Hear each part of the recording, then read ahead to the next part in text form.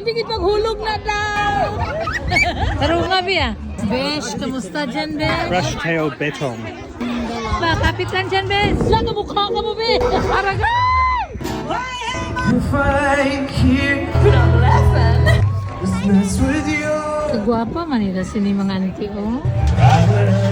Ganda-ganda siya. G'day mga auntie, hello from Australia. So, kamusta kayo dyan, Col? So, maaga pa lang ng Sunday, naghumba ang auntie nyo kasi nga magpunta din kami sa birthday celebration ng anak ni Kumaring. So, nagsimba muna kami kasama yung aking buong pamilya, si auntie, si uncle, mga anak ko, tapos si Lola na puti. Pagkatapos nyan, as usual, may libre kasing kain yan dyan sa simbahan. So, nag-breakfast muna kami, panandalian lang ba para at least na makachika-chika. Pagkatapos nyan, nag-iuwi muna ako ng bahay, kaging palitan ko yung high heels ko kay masakit yung aking mga tumalagko. So mahaba ngayon ang ating lakad-lakarin kaya ang layo nga ng parking kaya ang lapad-lapad ng mga tita. Ang dami-dami ng mga sasakyan kasi nga today is a Port Lincoln show noong Sunday. So medyo na late na tayo ng konti, no? Itong show natin, tita, it's been running for 110 years kuno. O bongga, di ba? It started as the Port Lincoln Agricultural and Horticultural Flower and Orchid Show. Kaya pag makita nyo maraming mga orchids dito, mga plants, o iba't ibang mga craft, ganyan, whatever, ganyan. So, since si Lola, tita, siya yung nag-organize dito noong unang panahon, parang volunteers din siya ba? Isa siya sa mga volunteers. So, dito daw siya naka-assign. So, gusto niya makita ulit, baka kasi ang sabi niya, baka ito na lang bala ang last niya na show na mapuntahan ko, no ha? Hindi na siya makalakad-lakad ba? Kaya gin-grab niya na talaga ang chance kasi sabi ko, mama, let's go. Oh, charing. Kasi sabi ko, maganda ang panahon, kaya pwede siya makapaglakad-lakad ng kanyang four wheels.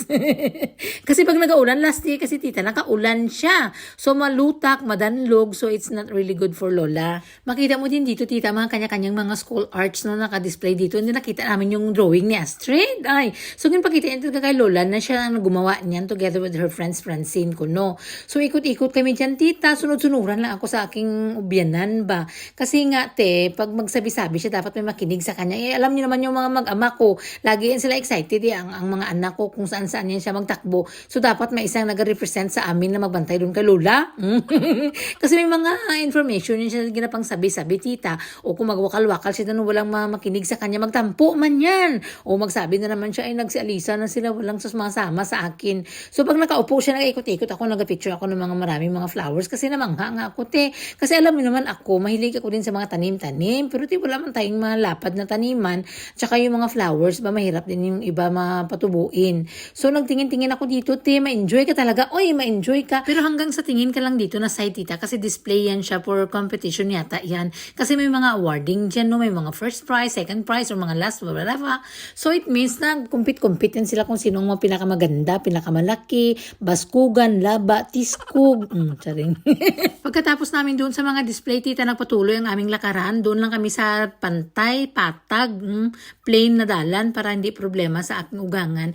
And then, nagpunta kami doon sa may music. You know why? Kasi nung unang panahon, tita, nung buhay pa yung aking biyanan na lalaki, nagkakanta-kanta din yan siya dito. O may banda din yan sila together with my, yung kapatid ni uncle. Magkakanta-kanta din sila. Makita ko talaga sa mukha ng biyanan ko, tita, na super enjoy siya. Plus yung weather, tita, ay super bongga. Yung bigatlan nga ulan, wala siya nagpabida ngayong araw kasi nahiya din siguro siya, no? Kasi for 2 years na lagi na lang nag-ulan, nagatalithi ba? So this year talaga perfect.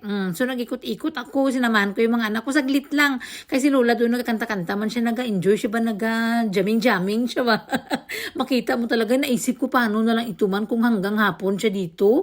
Paano na lang yung birthday party, tita, ang humba ko nandyan sa sasakyan. Ang party kasi ni Kumaring, alas 12 magsimula. Ang sabi ko, hatid ko na yung humba ko ng maga doon. Kaso puro man sila lahat ng busy. Ang sabi niya, okay lang na malate ng kunti. Ang hindi niya talaga alam na malate ako na malaki. Kasi nga, tita, hindi ko gina-expect na magtagal kami dito. Kaya kung kami lang talaga ng mga bata, okay lang talaga yan na mag-alis lang muna kami tsaka babalik lang kami later on. So paano ngayon yan? Hindi pwede kaya kasama namin dito. Very slow tsaka nag-i-enjoy nga siya, tita.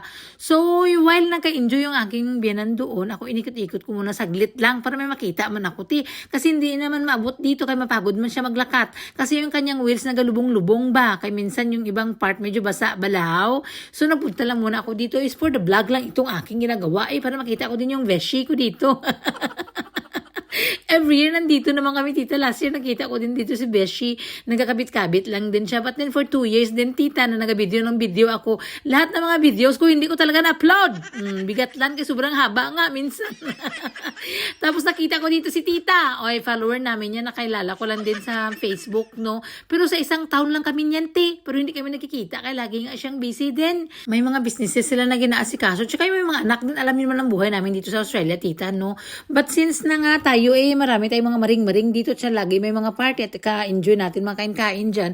Kaya for the go lagi ang auntie nyo kasi ayoko naman din magstay ng bahay tita kaya mabuburingot nga tayo no. So patuloy ang kantahan tita hanggang dumating nga yung pinakamaganda ko na kumari dito sa balat ng kalupaan sa amin sa Port Lincoln. Minsan lang madalian ang pagkita namin kasi nang hagad na si Lola na mag-uwi daw.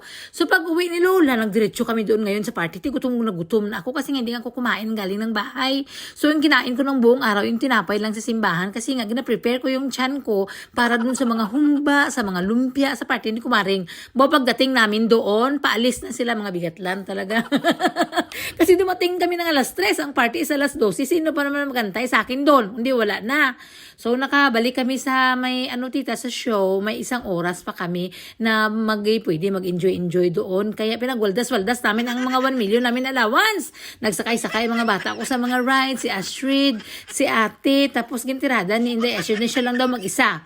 O kasi big girl na kuno siya. O siya lang mag-isa dyan. Kay safe naman ito para sa maliliit lang tita na medyo mahinay lang naman siya. Hindi naman siya ginalumba-lumba ka ginalabyog-labyog ba. O ako never talaga ako magsakay kay sigurado niyan. Sa ilang ikot pa lang yan lilipong na ako niyan. Kasi alam niyo na ba sa mga malampas na 40 ang edad natin. Ay, sorry lang. So for short, nag-usuwian ang lahat-lahat kasi alas 4 magsarado na itong show tita, nag-impake na yung lahat-lahat ng mga katauhan dyan. At sa sobrang gutom ko tita, ang laman ng utak ko lahat puro sabaw-sabaw lang. So pag goodbye ko kila Kumaring, sabi ko, uwi na tayo diretso kay magsabaw nga ako, kay may natira man akong karne na konti. So nakadali pa si ate ng corn dog galing kay tita Maring, no? Nakakain pa yung mga bata. Pagdating ng bahay, titirada agad hugas agad ng kaldero, pabukal ng tubig, tsaka naglunod ng karne, tsaka nagsabaw. Pumutok pa yung labi ko, bigat lang talaga, pangit talaga ako ng araw na yan. Uy, ganyan ako tita pag daw ng katawan ko nag-cold sore ako. Uy, magipangit talaga.